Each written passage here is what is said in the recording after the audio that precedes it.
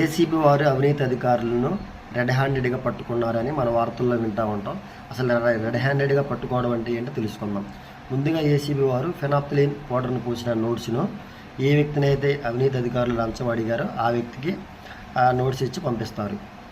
తర్వాత ఏసీబీ వారు ముందుగానే 2 బేకర్లలో Na2CO3 క్షారద్రావణాన్ని తయారు చేసుకుని 2 బేకర్లను పక్కన ఉంచుకుంటారు.